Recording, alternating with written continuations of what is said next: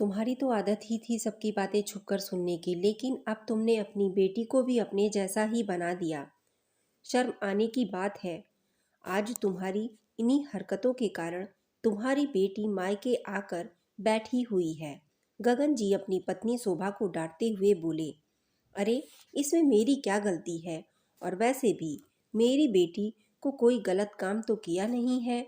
एक तो ससुराल वाले बहू को कुछ समझते नहीं हैं, ऊपर से मेरी बेटी पर झूठा इल्जाम लगा रहे हैं। ससुराल वालों को सोचना चाहिए कि बहू उनके घर का हिस्सा है, तो ऐसे छुप छुप कर बातें करने की क्या ज़रूरत है? शोभा जी भी कहाँ मानने को तैयार थीं। वाह, एक तो चोरी ऊपर से सीना चोरी, बहुत अच्छी शिक्षा दे रही हो अपनी बेटी को।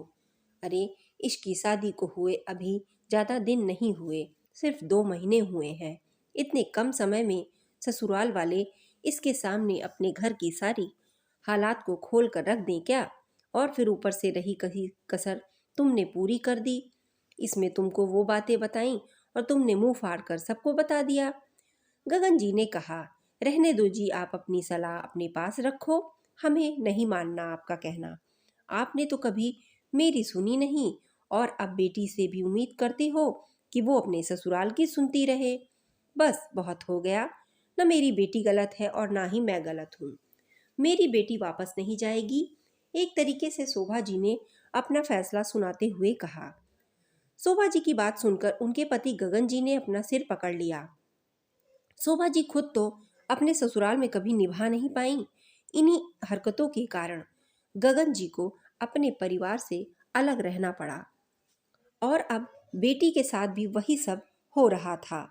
पर यहाँ दामाद झुकने को तैयार नहीं था।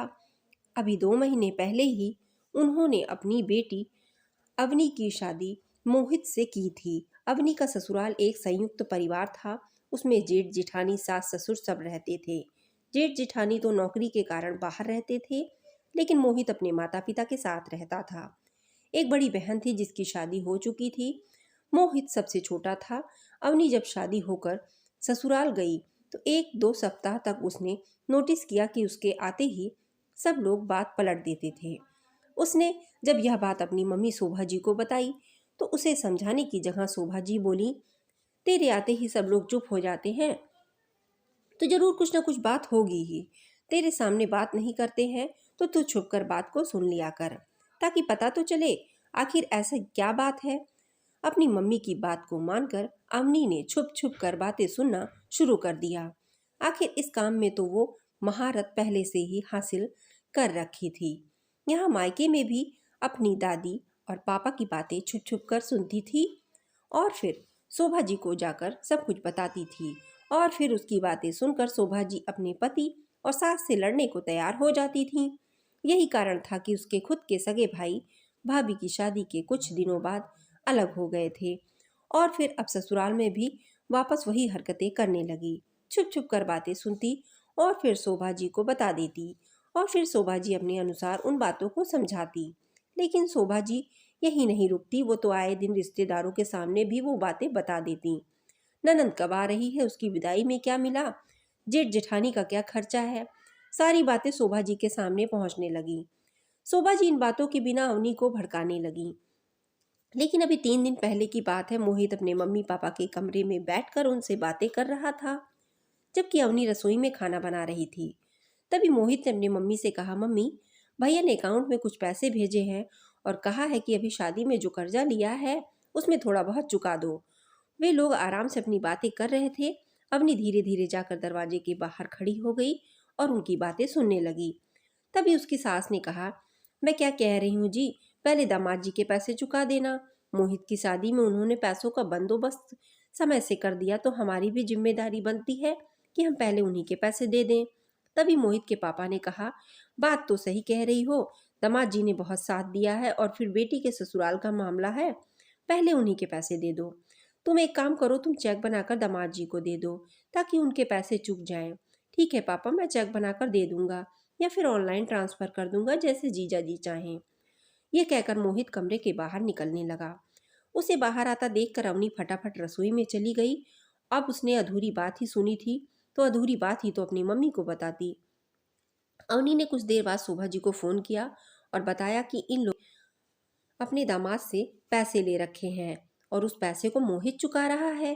फिर क्या था, शोभा जी ने इस बात को पकड़ लिया और अवनी को समझाया कि मोहित को साफ मना कर दो कि वो पैसे ना चुकाए।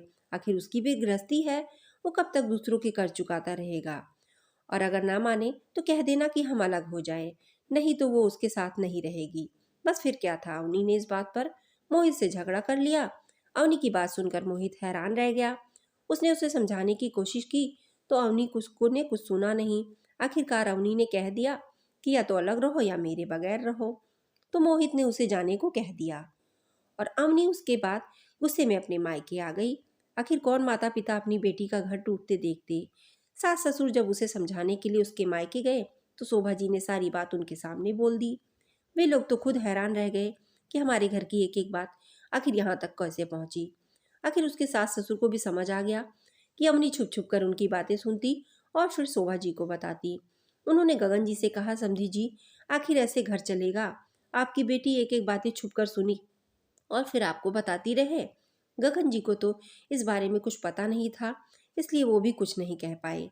आखिर उसके सास ससुर निराश होकर लौट गए। अब गगन जी भी ने इतना समझाया लेकिन दोनों माँ बेटी सुनने का नाम नहीं ले रही थी। वैसे भी जिद्दी लोग कहाँ दूसरों की सुनते हैं। और आखिरकार अब ये हालात हो गए कि इस रिश्ते को टूटने की कगार पर था। बस अब कोर्ट की तरफ से तलाक की मुहर लगना बाकी रह गया था। बस एक झूठी जिद और गलत आदत के कारण एक रिश्ते का अंत हो गया और माँ बेटी अभी भी समझने को तैयार नहीं। तो दोस्तों, छोटी सी कहानी आपको कैसी लगी? कमेंट में अपनी राय जरूर शेयर करें। धन्यवाद।